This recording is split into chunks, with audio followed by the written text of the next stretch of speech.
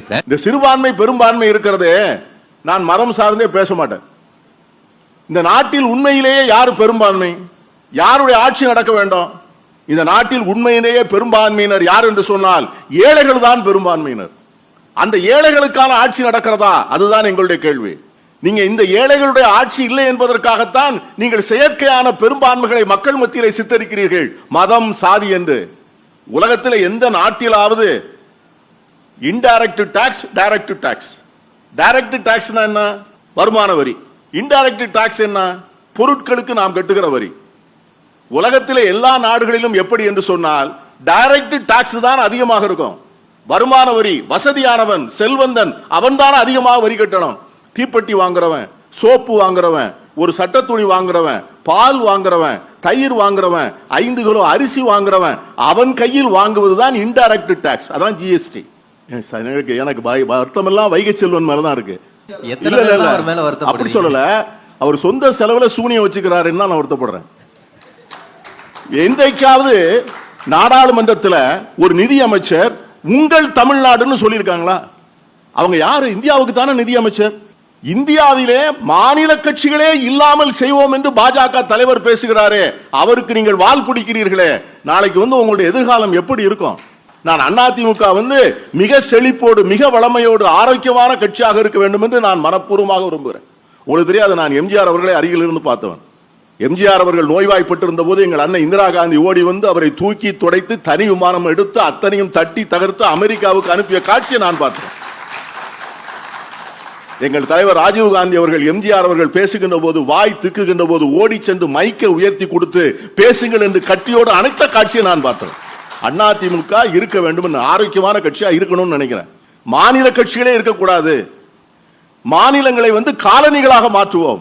British colony இருந்தது, French colony இருந்தது, போர்த்துகீசிய colony இருந்தது. இப்பொழுது நாங்கள் யாருடைய காலனி? குஜராத்தியருடைய காலனியா, வட இந்தியாவினுடைய காலனியா?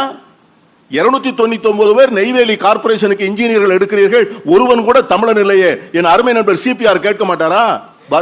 வருமான வரி அலுவலகத்துக்கு போங்கள், யாராவது ஒரு தமிழர் இருக்கிறாரா? போர்ட்டுக்கு கஸ்டம்ஸ் ஆபீஸுக்கு போங்க, தமிழர் இருக்கிறார்களா?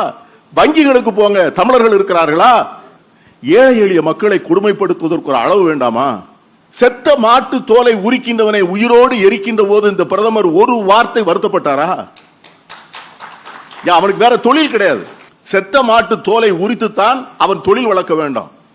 நான் கேட்கிறேன், இவ்வளவு பேசுறீங்களே, மாட்டுக்கறி வியாபாரம் யாருடைய ஆட்சியிலே மிக அதிகமாக விற்கிறது என்று சொன்னால் உங்கள் ஆட்சியில் தான் இன்று லட்சக்கணக்கான டன் மாட்டுக்கறி இந்த வெளிநாட்டுக்கு ஏற்றுமதி ஆகிறது. மாட்டுக்கறி ஏற்றுமதி செய்கிறவர்கள் யார்? அவர்களை தட்டி கேட்பதற்கு தைரியம் உண்டா? முடியாது. ஏனென்றால் அவர்கள் தான் உங்களுக்கு எலக்ட்ரல் பாண்ட்ல நன்கொடை கொடுக்கிறாங்க. அந்த வைத்திருக்கிறவருடைய ஆளை பேரை சொல்லட்டுமா? அவர்கள் எல்லாரும் எப்படி பேர் வச்சிருக்காங்க தெரியுமா? அல் அமீன் எக்ஸ்போர்ட்னு வச்சிருப்பாங்க. அல் அமீன் எக்ஸ்போர்ட்னு வைத்திருக்கிறது யார் என்று பார்த்தால் ஒரு ஆசாரமான மிகப்பெரிய உயர்ந்த குடி பிறந்த இந்து மார்க்கத்தை சார்ந்தவராக இருக்கிறார். தமிழர்களாக அருமையா சொன்னார் அவரு. நாம் எல்லோரும் தமிழர்கள் என்கிற உணர்வோடு நாம் இல்லை என்று சொன்னால் நாம் எல்லோரும் இன்னும் 5 ஆண்டுகளிலே பிச்சைக்காரர்களாகத்தான் இருப்போம் என்று நான் எச்சரிக்கை ஆசைப்படுறேன். அந்த ஸ்டேஜ்க்கு தான் அதான் முதல்ல நான் சொன்னேன். we have come to a very dangerous situation. மத்திய அரசினுடைய அதிகார முடிவை எடுக்கிற எந்த இடத்திலும் நாம் இல்லை, பிரதிநிதித்துவப்படுத்தவில்லை, நம்முடைய அதிகாரிகள் இல்லை, ஐஏஎஸ் அதிகாரிகள் இல்லை, ஒருவரும் இல்லை. தமிழன் நாதி இழந்து குரல் இழந்து போயிருக்கிற இந்த காலம் தான் நிகழ்காலம். இந்த நிகழ்காலத்திலிருந்து மீண்டு வர வேண்டும். இது சிபிஆரா, வைகை செல்வனா, வள்ளிநாயகமா என்று நாஞ்சில் சம்பத்தா, என் அருமையான பழகருப்பையாவா, பீட்டர் அல்போன்சா என்பதல்ல. மதங்கள் நம்மை பிரிக்கவில்லை, ஜாதிகள் பிரிக்கவில்லை, தமிழ் நம்மை சேர்க்க வேண்டும், தமிழன் என்கிற உணர்வு வேண்டும். அப்படி என்றால் நிச்சயமாக வெற்றி. நன்றி.